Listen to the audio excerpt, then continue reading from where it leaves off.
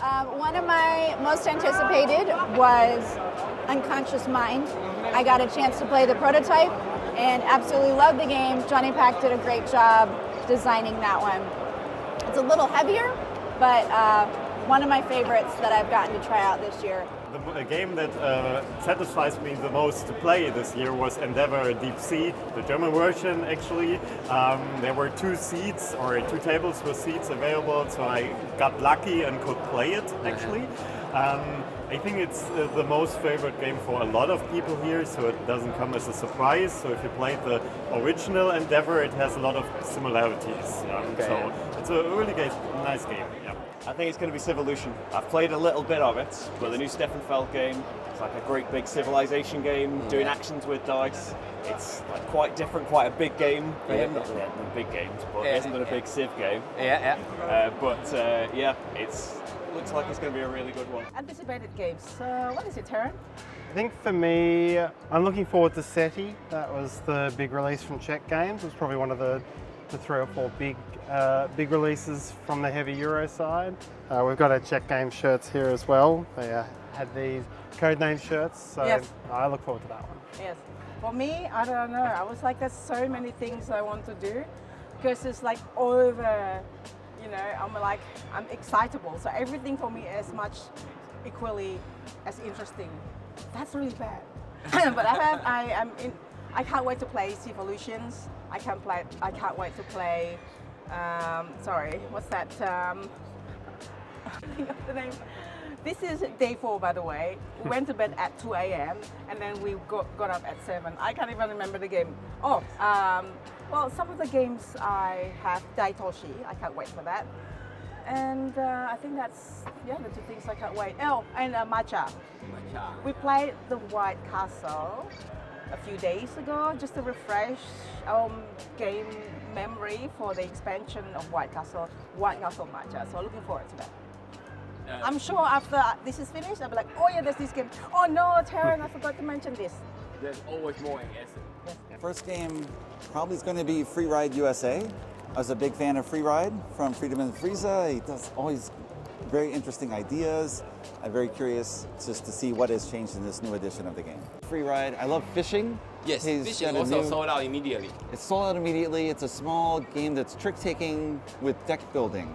Yes. It's a very interesting combination. You play tricks. If you don't have enough cards to fill your hand, yes, then you draw from a special new deck, and there'll be more powerful cards coming in, higher cards or trump cards or special ability cards. Yes. And so you feel beat down before, and then suddenly you've got these super powerful cards, and then it's your turn. You're like riding the waves of like very successful, and then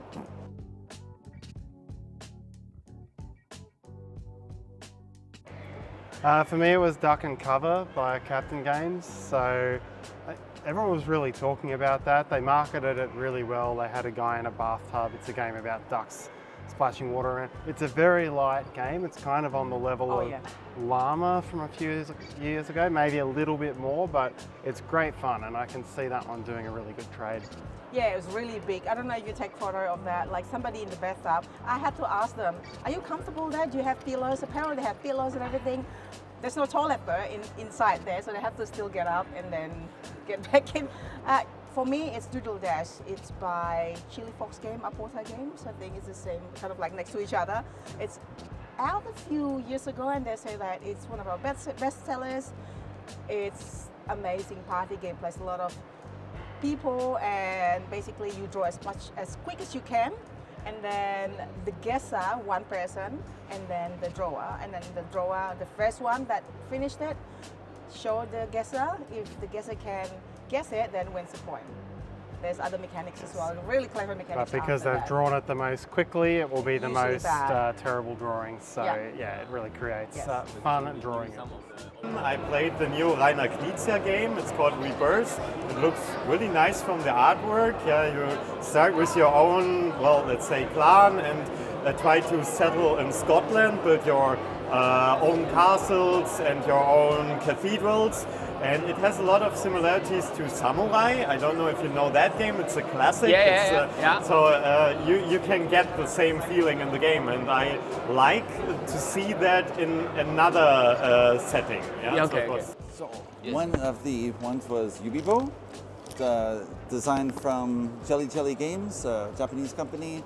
And you are trying to balance these sticks between different players, and you make sort of a sculpture in air with the sticks as you're holding them there. So we are cooperating, doing some weird construction there. I believe so. I don't know exactly all the rules, but we have the sticks, and then to make it more complicated, you have these foam balls as well that you can then try to balance in the sticks as you're holding them there. I love games where you get a very different feel for them. Like it doesn't, you can't explain it just like, here's a Euro game and you get points and something.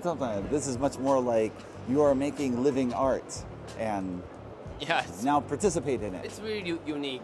Yes. So it's a weird way to approach this dexterity game. Yes. One of my purchases was the new Venice game from Oink.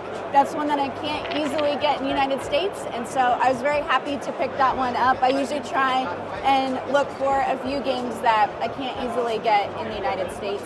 I played a game that I didn't know was coming here. I think it was just announced on the first day. The new, well, I'm talking about the same designer, unfortunately, but Stefan Feld's doing a game called Chichen Itza. Oh, big fan. Which is like, it's got a lot of Stefan Feld, getting cards, cool action selection mechanism, but then the main focus of the game is we are doing dice combat, like dice chucking combat against monsters and each other, which is definitely something a little bit different than what you normally do. And it doesn't sound like it would work, but it works and feels like a Stefan Feld game. So it's good. There is like an element at the moment. There might be variants and stuff in the future. At the moment, it's got the potential to have fighting between players, which I don't usually go for. Like we got a lot done despite not doing any fighting as well, which is a cool part to it.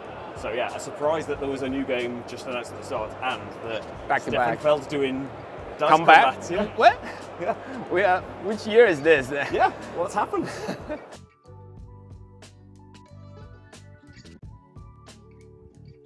So there's actually a game, it's not even for sale here, but a friend of mine imports a lot of games or has connections with people in South America. And so I don't think there's any real South American companies here, except, Simon is very active in Brazil. But there's a game from Argentina called Kleptomano, which is sort of like if you've seen the laser dance scene in Ocean's 12, where you have to dodge the lasers as you're dancing through the room. You go under and over and do everything. Super Spy? Sort of like Super Spy, yes. So you have this area made with sticks, again, maybe this is a common theme for me, and you have to walk over it with your hand and get to the end of the row, and then you pick up something, you're stealing it, and then you have to walk your way back through the sticks holding the object to steal it. So again, it just feels very different as you're trying to do something. So, again, just very unique and new ideas coming. So I saw two people who had people coming from Argentina who brought copies, and I just was like, let me have that. So hopefully we'll see. I mean, there's more than 50 different countries represented at Spiel, but hopefully there's always room for more. To see more people come. If any Argentina publisher, please bring your game here. We are looking forward to that. Yes. One that I was hoping to be able to get, but wasn't available this time, was Andromeda's Edge, but I did get to see the full production of that one, so I'm hoping that that one arrives very soon in the United States so we can show it off on our channel shortly. Well, I just noticed that it's Conservus. It's like a solo bag building game about fishing, designed by Scott Holmes. That looked really cool. And I thought, I'll wait until I know how much space I've got in my luggage, and I've just walked past, completely sold out. So hopefully it comes to shops where I am, because I can't have that now. Castle Combo. Because I heard about it, I literally just heard about it like from our friend, and they say, oh, this is really good. It's like Race for the Galaxy, and I'm like, oh, they sold out. They sold out. Oh, they're pre-order or something like that. So I don't know how I can get it, but hopefully I can get it one day in Australia. And I think Tea Garden was another one that was very hot, sold out very quickly. Same designer as SETI, he had a really big convention, and yeah, that one sold out quite quick. Oliver also organized one of the board game meeting every week in Düsseldorf, Germany. Yeah. Can you tell us a little bit more detail about it? Yeah, sure. So it's a public board game event. We have more than 100 meetups every year. So there's a Monday and a Thursday event, and once per month we also have Saturday events. We have a large community here in Düsseldorf, more than 3,000 members. So, but there are also everyone who's joining our meetups from far away can also join for free. We're a very inclusive community for every kind of games. So for beginners or also advanced players and expert players, we have a lot of tables. Either bring your own games or you join a group to find a nice evening there.